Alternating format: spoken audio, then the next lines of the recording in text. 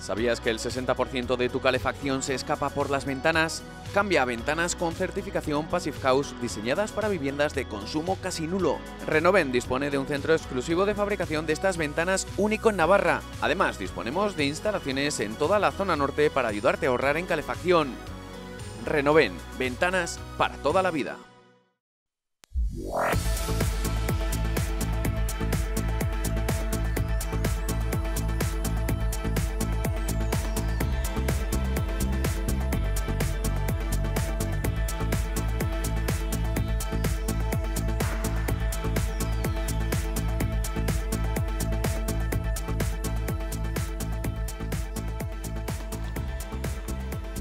Sanidad ya tiene la cifra de fallecidos en los centros de mayores de todas las comunidades autónomas y espera poder hacerlo público en breve. Ha sido un día complicado para el Gobierno, que ha tratado de explicar lo que está pasando con los datos.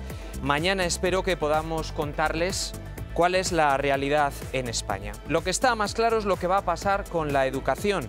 El Gobierno de Navarra descarta un aprobado general de los alumnos y serán los equipos los que en cada centro escolar decidan si un estudiante promociona o repite curso, aunque esta última medida será muy excepcional. Y hablaremos también de las ganas que tenemos ya de salir de casa y acabar con el confinamiento. Algunos mercadillos, por ejemplo, los de Cizur Mayor, han abierto esta mañana. ¿Volverá la normalidad?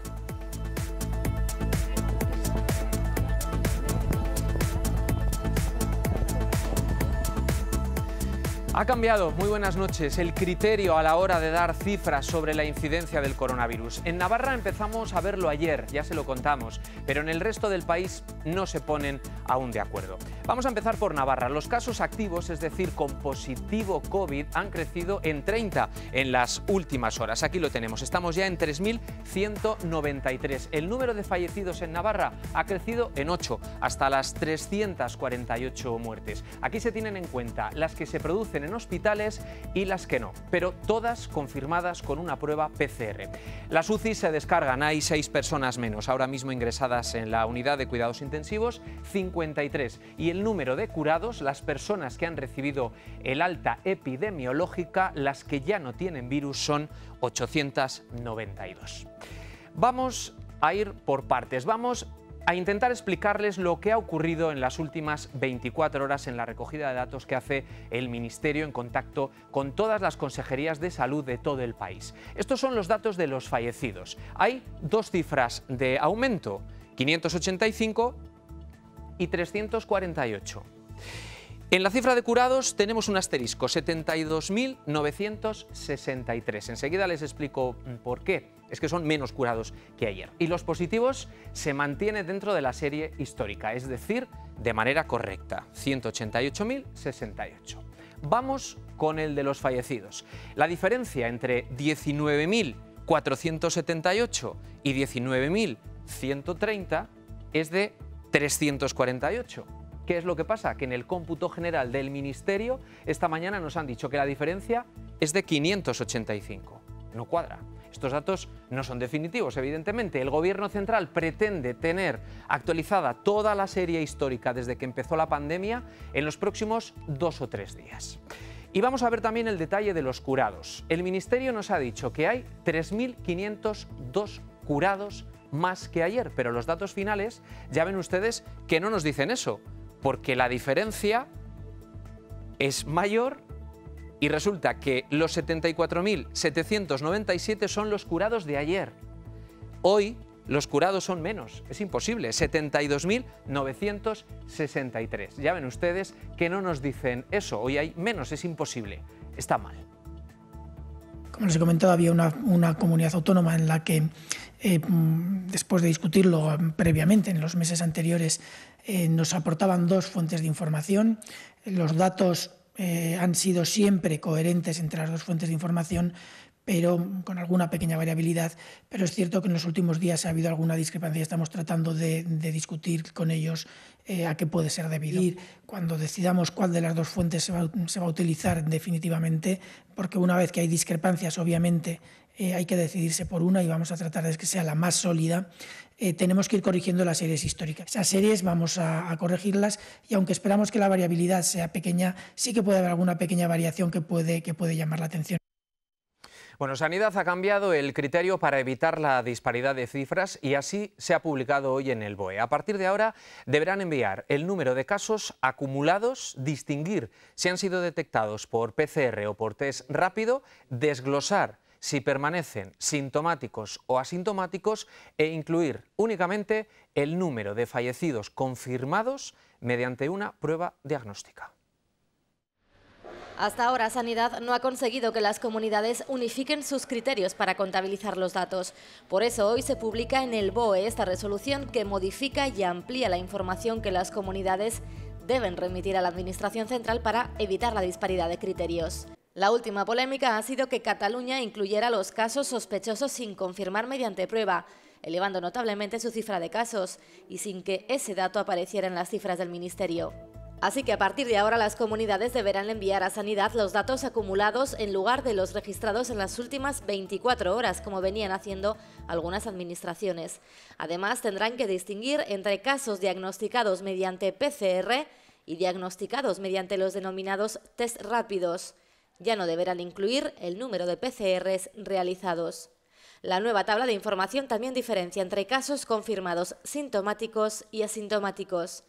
En cuanto al número de personas fallecidas, el Ministerio pide que se faciliten únicamente las muertes de pacientes confirmadas mediante una prueba y piden también que aclaren cómo se confirmó cada caso, si fueron detectados por PCR o por pruebas de anticuerpos. Y si hasta ahora solo se tenían en cuenta los fallecidos en hospitales, la disposición de hoy aclara que deben incluirse el número de muertes total independientemente del lugar del fallecimiento.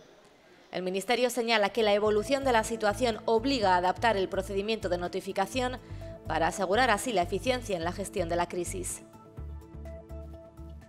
El Gobierno de España ya tiene los datos de fallecimientos en las residencias de las distintas comunidades autónomas. Así lo ha afirmado esta tarde el ministro de Sanidad, Salvador Illa, que asegura que ya se está trabajando en el análisis de estas cifras.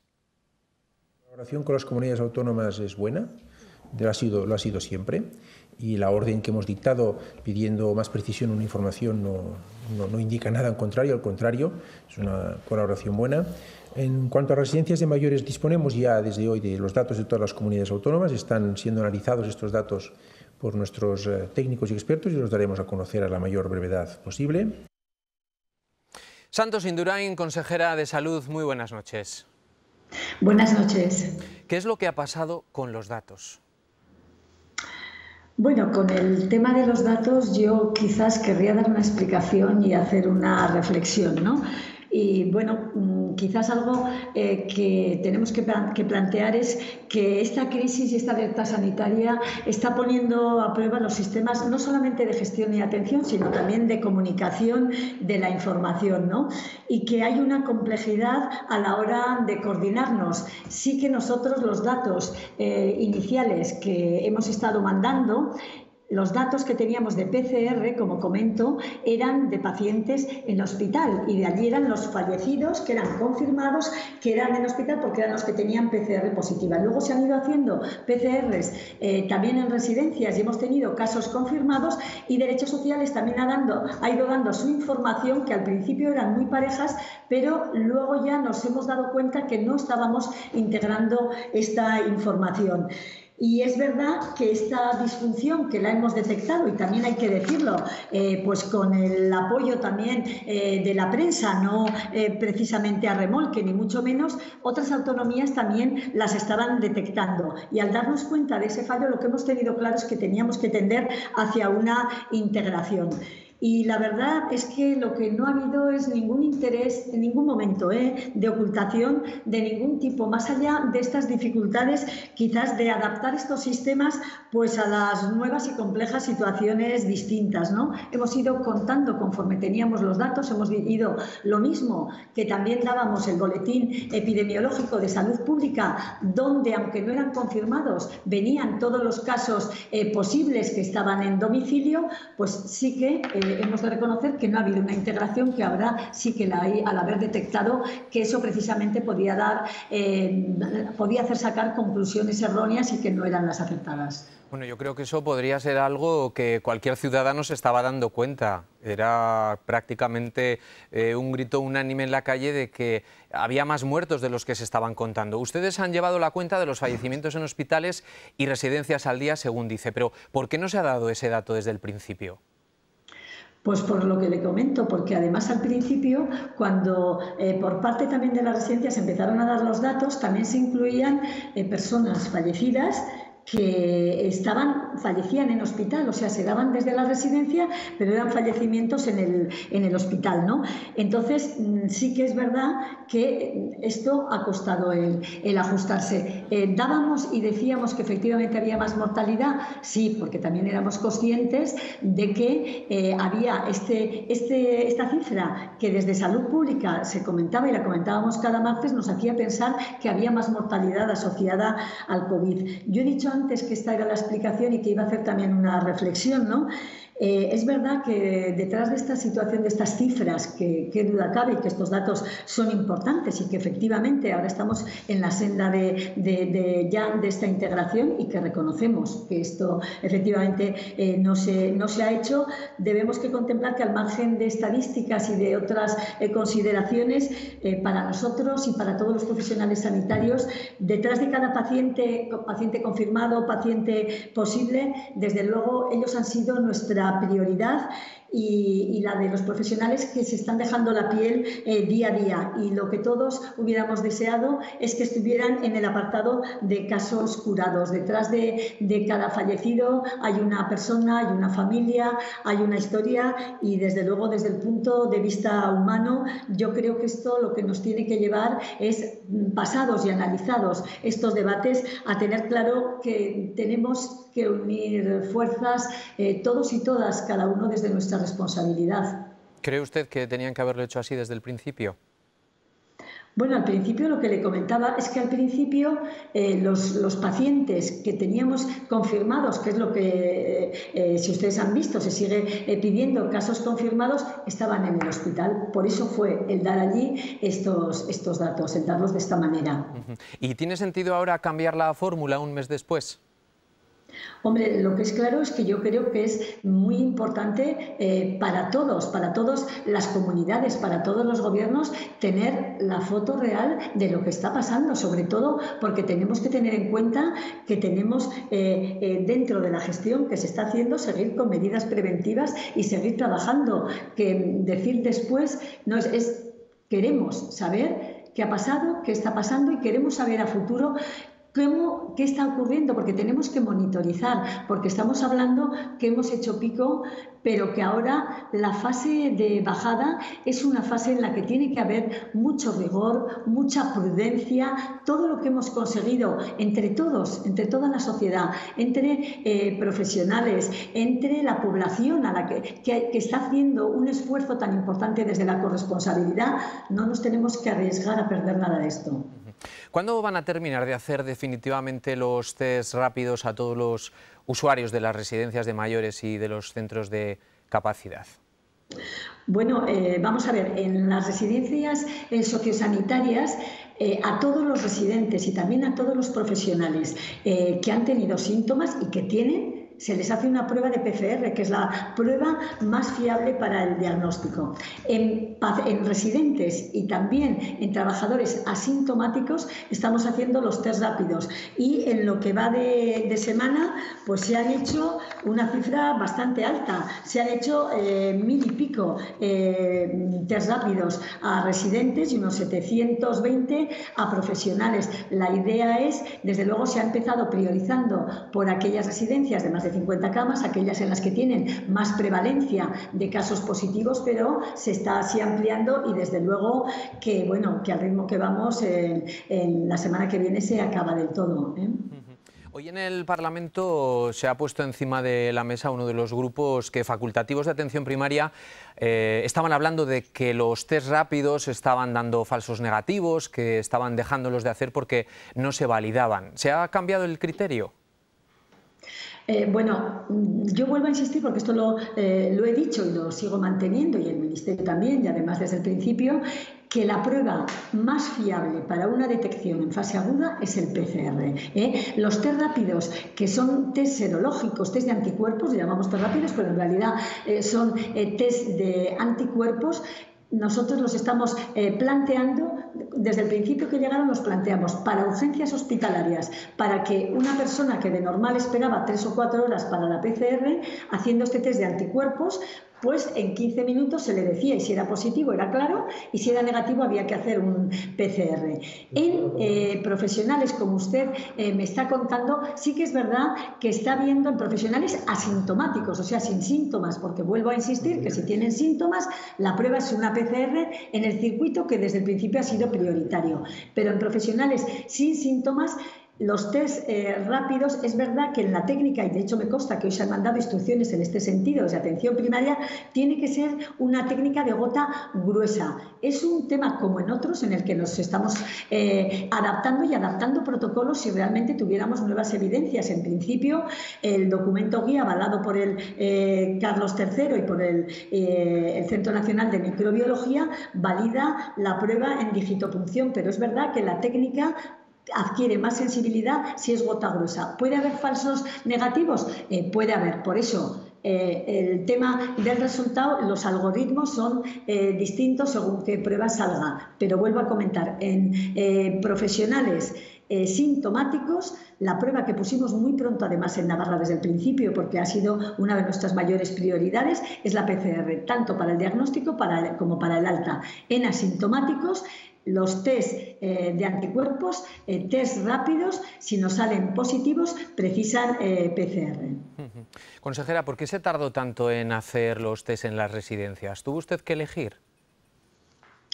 Vamos a ver, lo que sí que hemos tenido es que en esta adaptación tener muy claro criterios de priorización, y los criterios de priorización desde el principio han sido para pacientes ingresados que tuvieran clínica respiratoria o que la adquirieran dentro del hospital, para profesionales sanitarios y sociosanitarios, y desde luego en tercer lugar en esta priorización que prácticamente fue global, en residentes de residencias sociosanitarias. Es verdad que en una fase inicial de menos reactivos, con que hubiera un caso positivo, que no solamente se hacía uno, se hacía a más de uno para ver si el primer positivo llevaba a una serie de medidas preventivas que son las que han sido básicas, porque cuando luego hemos podido hacer a todos, hemos hecho las mismas. ¿Cuál han sido? Primero, tener claro que un caso positivo, si había otros pacientes con síntomas, había que aislar, porque eso ya suponía que había un brote, y el resto de contactos estrechos tenían que estar en cuarentena. Cuando luego, al tener ya más reactivos, hicimos a todos los residentes con síntomas PCR, las medidas fueron las mismas. Deben ser las medidas, como he comentado, preventivas y asistenciales. Y luego, tras hacer PCRs a todos, la verdad es que, PCRs hemos hecho 12.500 pruebas de PCR en el complejo hospitalario y 1.300 en la Clínica Universidad de Navarra. Y en los test rápidos, hemos hecho, en el medio residencial, hemos hecho 1.300 PCRs también. Entonces, a todos los residentes con síntomas y a todos los trabajadores del ámbito sociosanitario con síntomas se les han hecho PCRs. Muy bien. Bueno, hace días que no hemos hablado ni se ha oído hablar de los respiradores de Turquía. Estuvimos casi una semana intentando saber si finalmente llegaban o no. Eran 12, ya están funcionando. ¿Qué uso se les está dando? Bueno, ustedes saben que nosotros, porque lo hemos comentado, que en esta fase de adaptación de todo el sistema sanitario y de planificación, porque teníamos que tener planificados todos los recursos, tanto hospitalarios y de atención primaria, y por eso yo he comentado el gran esfuerzo de todo el sistema sanitario, un sistema sanitario del que podemos estar todos los navarros tremendamente orgullosos. Nos adaptamos a todas las situaciones que podíamos tener, y en estas aumentar las unidades de críticos mucho más de lo que tenemos. hemos tenido 95 pacientes ingresados en la UCI. En este momento estamos en 53. ¿Qué quiere decir? Que lo que sí que teníamos respiradores, claro que teníamos, pero dentro de esta preparación para otros escenarios, incluso para el más pesimista que hicimos, ampliamos muchísimo, y en esto la compra de respiradores, efectivamente, entre ellos, no eran los únicos, eran los de Turquía y están montados, pero ya hemos ido comentando que en una semana no ha habido nuevos ingresos en UCIs y que la ocupación ha bajado. Y desde luego lo que sí también quiero transmitir es todo el agradecimiento y el reconocimiento a nuestros equipos de intensivos, equipos multiprofesionales, equipos de críticos que tienen una calidad altísima, que han estado trabajando de una manera incansable y con una grandísima calidad, y han estado dando una respuesta a estas situaciones que hemos estado viviendo. O sea, ¿están los 12 funcionando y exactamente dónde?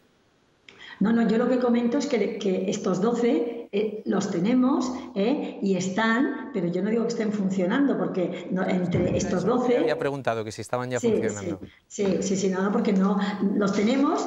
Como tenemos otros respiradores que nos trajeron, pues por ejemplo el Hospital San Juan de Dios no tiene unidad de intensivos, nos trasladó sus respiradores, no quiere decir, eran respiradores preparados y montados para si había que utilizarlos. ¿Y los 300 del concurso a dónde los van a destinar? Bueno, eso está en fase de concurso, como usted está comentando.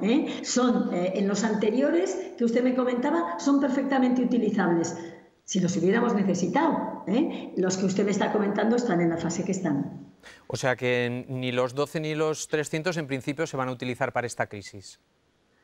Bueno, en esta crisis no hemos acabado. En esta crisis hemos pasado una etapa, y estamos en una etapa de meseta, de bajada, pero yo quiero transmitir un mensaje que es esperanzador, que es optimista, pero un mensaje de total prudencia, porque realmente esta crisis no ha acabado. Estamos aún en el estado que estamos, en un estado de confinamiento. Entonces, bueno, no hemos desmontado ninguno de los dispositivos que teníamos preparados para esta pandemia. ¿Esperaba más material comprado por el Gobierno de Navarra o todo el que venga será ya del Ministerio de Sanidad? Bueno, nosotros hemos activado, quiero decir, hemos tenido dos líneas. Por un lado, la línea del Ministerio, que nos ha ido aprovisionando, y por otro lado, una línea propia. En su momento se creó una comisión también interdepartamental en la que estaba Desarrollo Económico, en la que estaba Innovación, para mantener abiertas todas unas vías de aprovisionamientos con China o con otros proveedores y que esto fuera ágil. Ahora incluso se está tratando de quizás una vía de producción propia. Todos sabemos a nivel internacional cómo han ido evolucionando mercados, cómo en su momento se fueron cerrando, abriendo, y bueno, esa es una línea que desde luego no hemos cerrado nada, ninguna, y estamos en el momento que comentó. Hoy hemos sabido que el Gobierno foral ha habilitado el procedimiento para realizar donaciones para gastos de esta crisis. La aportación conlleva una deducción fiscal del 25% de la cantidad donada. ¿Hay gastos afectados en el área de sanidad? Bueno, en el área de sanidad el tema de gastos o desde luego de lo que esta crisis está suponiendo, tanto a nivel de recursos materiales como de recursos humanos. Yo el otro día comentaba que prácticamente tenemos 1.200 contrataciones que se han hecho, y no solamente para salud. Nosotros también hemos contratado profesionales cuando en residencias sociosanitarias, enfermeras u otros profesionales estaban afectados por el COVID y no podían trabajar. Quiero decir, ha sido y es muy importante todo este nivel de incremento de gasto, porque lógicamente se ha tenido muy claro desde el Gobierno que lo más importante era la salud y la protección de la salud de los ciudadanos y ciudadanas de Navarra. ¿Y la situación es como para pedir donaciones? Bueno, yo lo que he de comentar es que lo que sé es ofertas de donaciones que nos han llegado, tanto en los momentos más difíciles que hubo de aprovisionamiento, y es de destacar Mire, yo hay una cosa que a veces siempre que me quedo, siempre pienso que hay alguien que no le doy las gracias, ¿no? Desde profesionales, que aunque hablo mucho de equipos multiprofesionales, desde la sociedad, la solidaridad que ha habido. Saldremos, el día me preguntaban, ¿cómo vamos a salir de esta crisis como sociedad? Pues saldremos distintos seguro, pero también de esta crisis hay situaciones de solidaridad que como sociedad nos están enriqueciendo y yo creo que nos harán salir más fuertes. Y en este aspecto, la solidaridad que ha habido, tanto de empresas, de asociaciones, de ciudadanos, ofertas también, en el sentido de ofertas me refiero a decir, oye, una donación, ¿cómo se canaliza? He de reconocer que a todos los niveles, unos más grande, otros más pequeño, pero eso refleja un tipo de sociedad con unos valores importantes. Hoy hemos visto parcialmente abierto el mercadillo de Cizur-Mayor. ¿Qué opina usted al respecto? ¿Le preocupa o está controlado este tipo de espacios? ¿Podríamos llegar a ver abierto el mercadillo, por ejemplo, de Landaven? Bueno, yo creo que esto se regula donde se tiene que regular y en el departamento que se regula. Hay una cuestión que es muy importante. Todas las medidas que se han tomado, que han demostrado que han dado contención a la expansión del virus, por ejemplo, medidas de la distancia social, las medidas de higiene como lavado de manos. Estas medidas son unas medidas que las vamos a tener que seguir manteniendo por mucho tiempo, ¿eh? Entonces, cualquier medida nueva, efectivamente, va a ser progresiva, va a ser controlada y va a ser atendiendo a unas recomendaciones que siguen estando en vigor y que son muy importantes y que no se nos deben olvidar.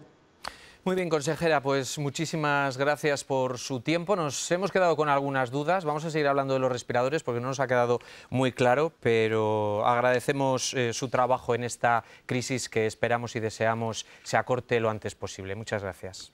Muchas gracias a ustedes y buenas tardes. Buenas tardes.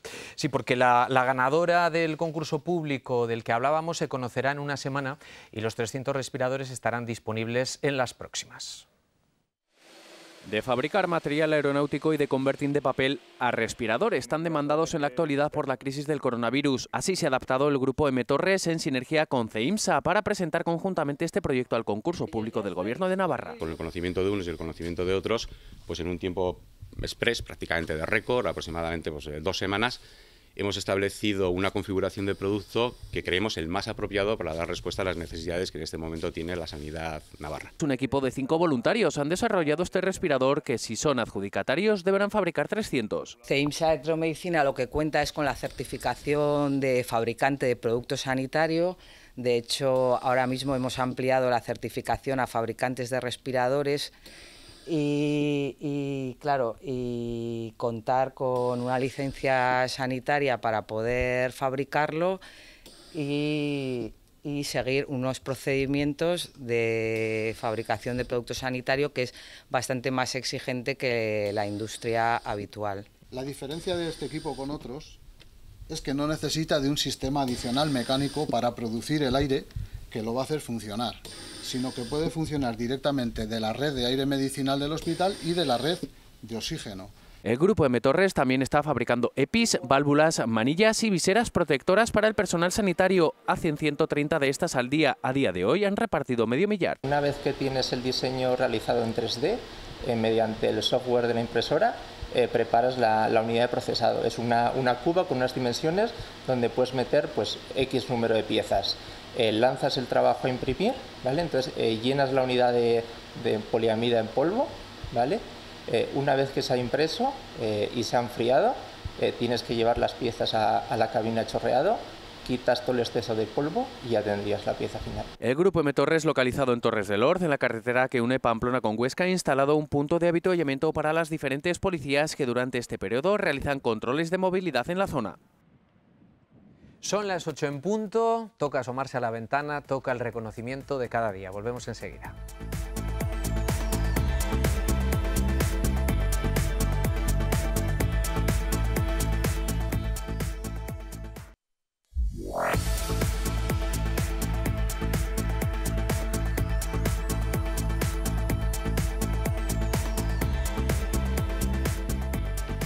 Estamos ya de vuelta. El Gobierno de Navarra prepara ya un plan de reactivación y reconstrucción de economía social, a la vez que trabaja en prever la fase de desescalada en coordinación con el Ministerio. Lo ha dicho la presidenta María Chivite esta mañana en el Parlamento.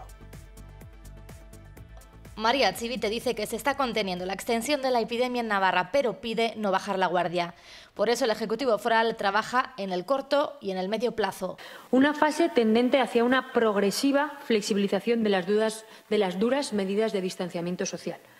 Navarra ya se ofreció a pilotar ese complejo proceso de transición en coordinación con el Estado. Estamos trabajando, en cualquier caso, en prever ese nuevo escenario con un equipo multidisciplinar de asesoramiento de expertos y en conexión con el Ministerio. Y para eso Navarra va a intensificar todos los sistemas de pruebas de detección con los PCR como eje fundamental y de forma complementaria con los test de anticuerpos que llegan del Ministerio. En Navarra se han hecho 12.400 PCR y se han realizado casi 2.500 test rápidos. En total, casi 15.000 pruebas diagnósticas. Pero el Gobierno de María Chivite trabaja también en un horizonte más a largo plazo. El Gobierno está elaborando, está diseñando el plan de reactivación y reconstrucción económica y social. Un plan que daremos a conocer en sus ejes y líneas básicas de actuación cuando esté más avanzado y que seguiremos en el marco del diálogo social. El Ejecutivo estima que la bajada del PIB entre abril y junio sea del 9%. Una comparecencia en la que Chivite ha defendido la transparencia de su Ejecutivo. Buenos días y muchas gracias. Pues en el turno de los portavoces de los distintos grupos políticos se pueden imaginar lo que ha pasado. Le han pedido explicaciones sobre la diferencia de fallecidos al sumar las muertes por COVID en residencias y hospitales. Después de la intervención de la presidenta ha sido el turno de los distintos portavoces de los grupos políticos. Desde Navarra Suma, Javier Esparza asegura que se está improvisando y que la descoordinación en el gobierno es evidente. Además, ha pedido claridad en la información que se traslada. Nos levantamos conociendo que en las cifras del número total de fallecidos que ustedes han estado proporcionando no se estaba contabilizando las muertes por coronavirus con resultado positivo de las residencias. Yo no lo entiendo. Algo que para la presidenta Chivite responde a intereses políticos. No tenía ninguna duda que ustedes iban a utilizar como estrategia política el dolor ajeno. No tenía ninguna duda. Por lo tanto, ninguna sorpresa y seguidismo de la derecha española, señor Esparza. Un comentario que no ha gustado al portavoz de Navarra Suma, que ha pedido la rectificación inmediata sin éxito. Señora presidenta, yo querría, es una puntualización sin más. A mí me gustaría que la presidenta del Gobierno retirara lo que ha dicho al inicio de la intervención en referencia a que nos estamos aprovechando de esta situación. Bajo mi punto de vista, no ha cometido ningún abuso absolutamente de nada. En la misma línea que la presidenta de la Comunidad Foral, Ramón Alzorriz, ha criticado que se antepongan los intereses políticos en una situación de estas características. ¿Qué pretende usted en este caso y más concretamente, señor Esparza? ¿Cuándo va a anteponer las necesidades del conjunto de la ciudadanía navarra a las suyas propias o a las de su partido? Uxue Barcos ha dado las gracias al Gobierno por la respuesta que se ha dado hasta ahora, aunque ha pedido una explicación más detallada respecto al cambio en los datos y en los criterios utilizados. Lo cierto es que la evolución de estos datos necesita hoy de una explicación tan delicada como exhaustiva. Sé que lo ha hecho, pero yo creo que habrá que incidir y habrá que subrayar en torno a lo ocurrido con esa diferencia que se ha producido en pocas horas del número de personas fallecidas. La portavoz de EH Bildu, Bakartxo Ruiz, ha dejado entrever la ineficacia de algunos test rápidos, un tema que, según la portavoz, debería tener una prioridad absoluta. A lo largo de la mañana se ha trasladado a los facultativos de atención primaria, y a mí me ha llegado, se ha trasladado que se dejaban de hacer test rápidos porque no se podían validar. En referencia a este tema, Chivite asegura que el Gobierno foral ya está trabajando para producir recursos sanitarios propios. Habrá que repensarse esa dependencia que tenemos de determinados productos de China, pero desde luego desde el Gobierno ya nos hemos puesto a trabajar entre salud, innovación y el Departamento de Desarrollo Económico para montar un grupo de trabajo impulsado por el Gobierno y desde luego con empresas y con emprendedores para analizar necesidades, valorar oportunidades y desarrollar iniciativas propias. En su intervención final, María Chivite ha dicho que hay que elegir entre trabajar con medidas de seguridad o perder el empleo y ha descartado una nueva negociación presupuestaria para hacer frente a esta crisis sanitaria. Esto por una parte, pero estamos también muy pendientes, también los alumnos, los profesores, todos, los padres, madres, pendientes de cómo va a avanzar el presente curso lectivo. El Gobierno de Navarra asegura que se prevé continuar con la mayor normalidad posible y se descarta el aprobado general. El consejero de Educación ha asegurado en rueda de prensa que el alumnado no va a perder el curso a causa del coronavirus. Los centros educativos y el profesorado, la intención es que aprovechen el tercer trimestre para desarrollar las actividades de recuperación, de repaso, de refuerzo y, en su caso, ampliación de los aprendizajes anteriores que resulten más necesario para todo o para parte de su alumnado. El Gobierno de Navarra descarta un aprobado general y serán los equipos académicos de cada centro escolar los que decidan si un estudiante promociona o repite curso. Quiero trasladarles y desmentirles que se prescriba un aprobado general, considerándose la repetición de cursos una medida muy excepcional que deberá estar sólidamente argumentada, acompañada de un plan preciso de recuperación, ajustándose al marco general. Jimeno ha hecho referencia a la brecha digital que afecta a miles de estudiantes en la comunidad foral. Saben ustedes que son 6.969 alumnos.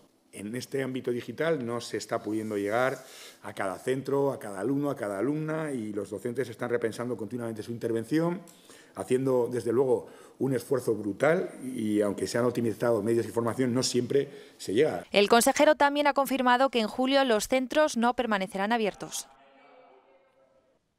Carlos Jimeno, consejero de Educación, muy buenas noches. Buenas noches.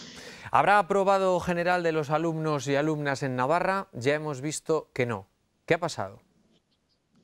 Bueno, no ha pasado nada. Yo creo que se han malinterpretado los acuerdos de la conferencia sectorial en una primera instancia. Desde luego no va a haber aprobado general. Lo que se pretende es que se reduzca de forma significativa y de forma muy excepcional la permanencia del alumno o de la alumna en la etapa, en el curso, o sea, lo que coloquialmente todos y todas conocen como la repetición, y que se incremente la promoción, porque no podemos obviar la situación en la que se encuentra el alumnado, en la que se encuentran las familias, en la que se encuentra el profesorado y, por lo tanto, en la que se encuentra la comunidad educativa. Es una situación excepcional y, ante una situación excepcional, entiendo que hay que tomar medidas excepcionales. Eso no significa que se vaya a prescribir, como oía en la entradilla de la entrevista, un aprobado general, porque se va a poder suspender.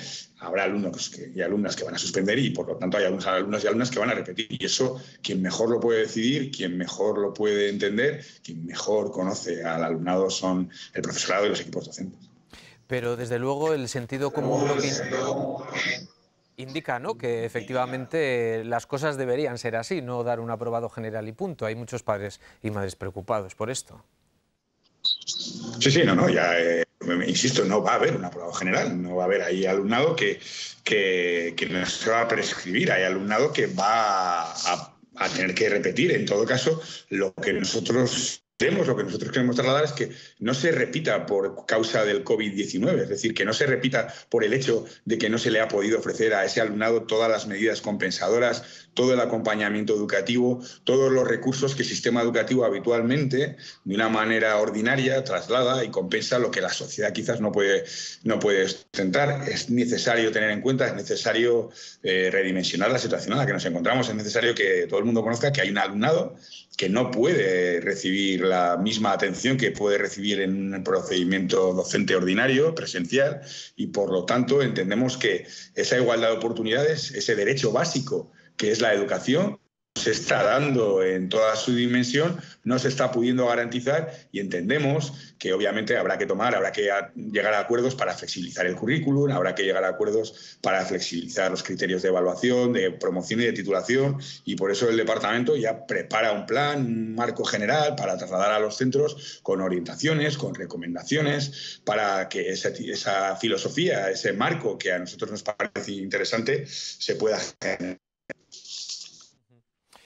Consejero, ese equipo académico de cada centro, que será quien tome esa decisión, ¿tiene también, con la información en la que estamos, a la altura del curso en la que estamos, saber de alguna manera cómo van los alumnos, como para que eso también sea más fácil?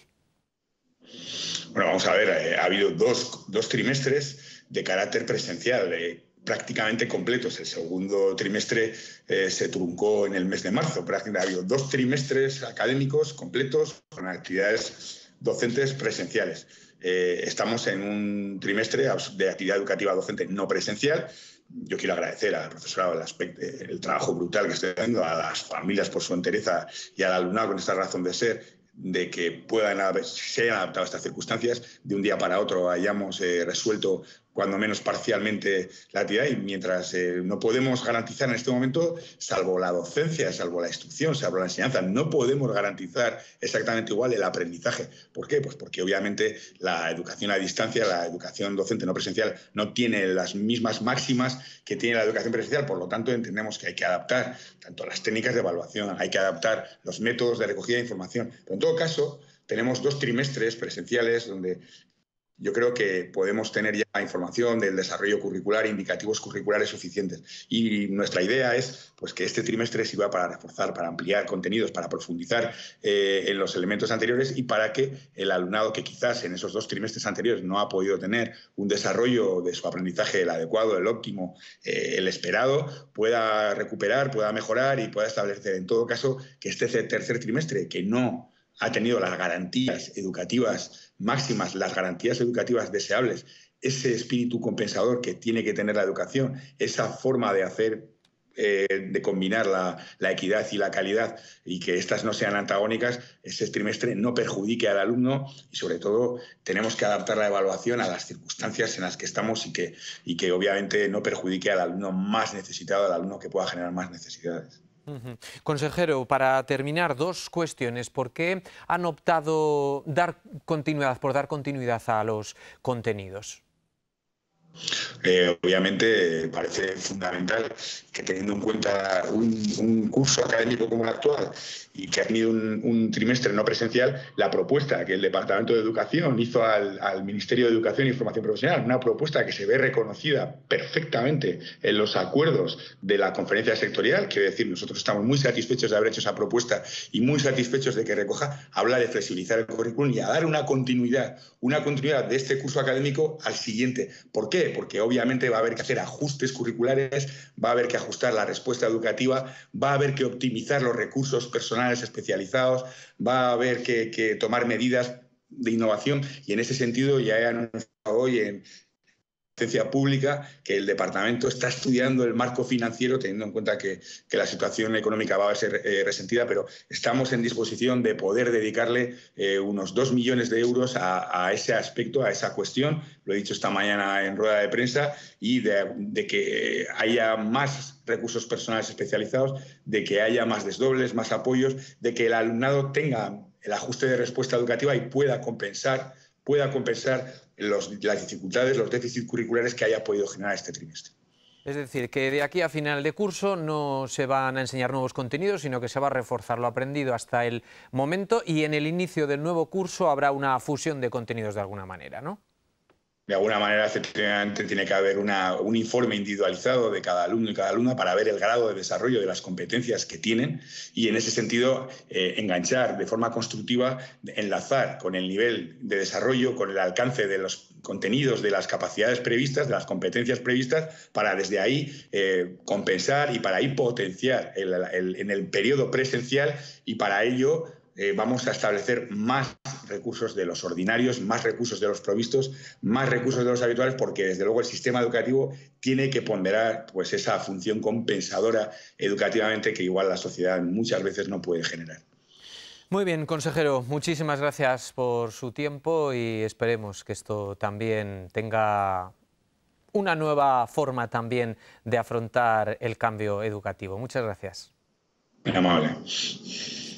Bueno, Navarra destinará 700.000 euros a financiar proyectos de investigación biomédica contra el COVID-19. Esto para subvencionar los que reciban una valoración positiva por parte del Instituto de Salud Carlos III. Esta iniciativa es una de las contenidas en el decreto ley foral aprobado el miércoles.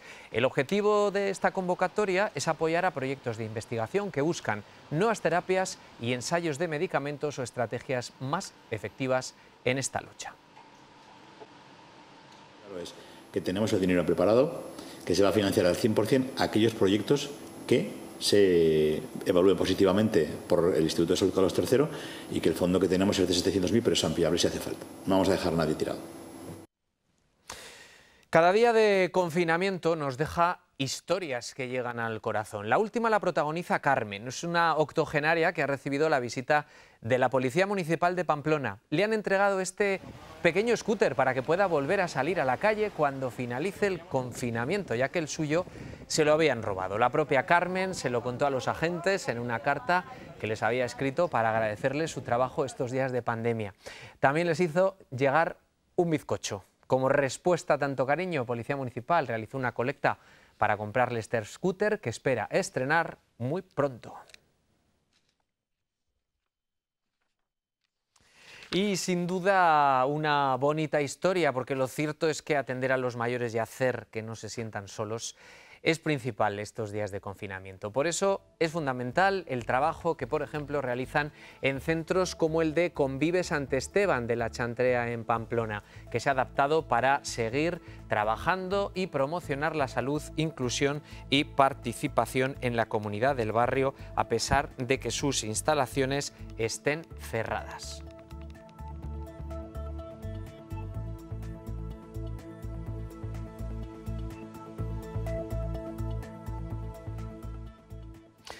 Y les vamos a proponer un par de cosas para el fin de semana, un fin de semana que ya ha empezado. Es uno de los barrios más desconocidos de Pamplona y este fin de semana pues, va a protagonizar un documental que se va a emitir en esta casa. Estamos hablando de Chabacoiz, un barrio que podremos conocer mucho mejor gracias a este proyecto audiovisual en el que han participado diferentes entidades, profesionales y vecinos. Un documental dirigido por Miguel Eraso y coordinado por la Universidad Pública de Navarra.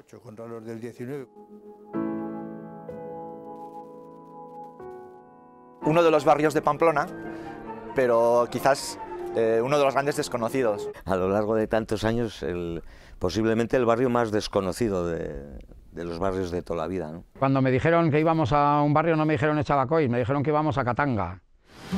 Es uno de los barrios más desconocidos de Pamplona y a través de Navarra Televisión te damos la oportunidad de descubrir su esencia, su historia y sus retos. Este sábado a las 4 de la tarde y el domingo a las 8 sigue el documental Chabacoiz, dirigido y producido por Miguel Eraso y coordinado por la Universidad Pública de Navarra. Navarra Televisión, la televisión de Navarra. Esa es la primera cita, pero tenemos dos. Jesús Garinoain, director de La Pamplonesa, muy buenas noches. Hola, buenas noches, Roberto. ¿Qué plan les podemos proponer? ¿Qué plan podemos proponer a nuestra audiencia para mañana a las 9 de la noche? Pues un plan, la verdad es que muy atractivo. Un concierto que hicimos el año pasado con motivo de nuestro centenario y que hicimos en colaboración con 4 asociaciones que trabajan la discapacidad intelectual y que utilizan diferentes talleres sirviéndose de diferentes disciplinas artísticas pues para mejorar la calidad de vida de todos sus integrantes.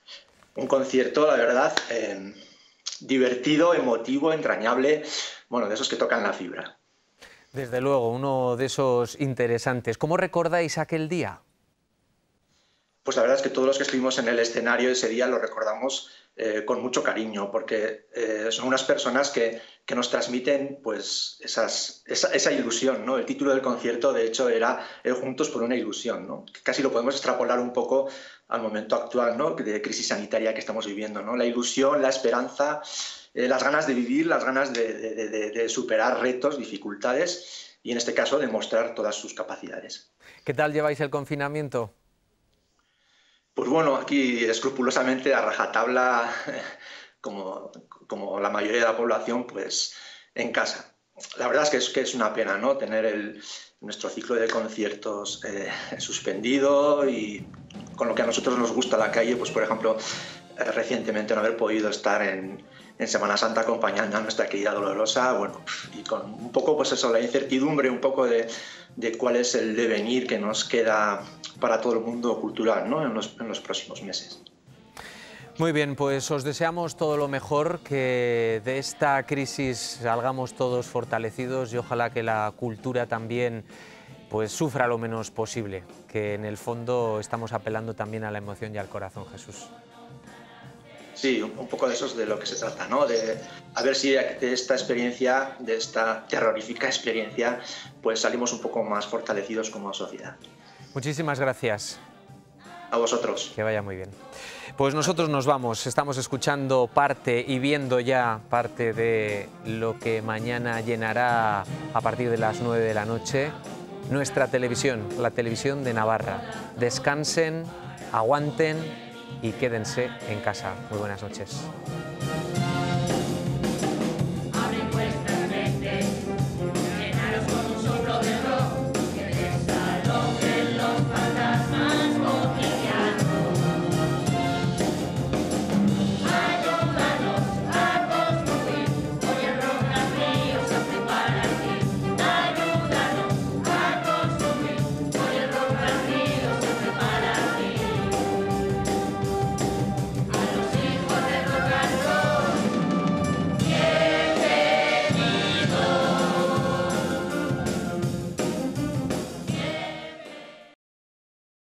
¿Sabías que el 60% de tu calefacción se escapa por las ventanas? Cambia a ventanas con certificación Passive House diseñadas para viviendas de consumo casi nulo. Renoven dispone de un centro exclusivo de fabricación de estas ventanas único en Navarra. Además, disponemos de instalaciones en toda la zona norte para ayudarte a ahorrar en calefacción.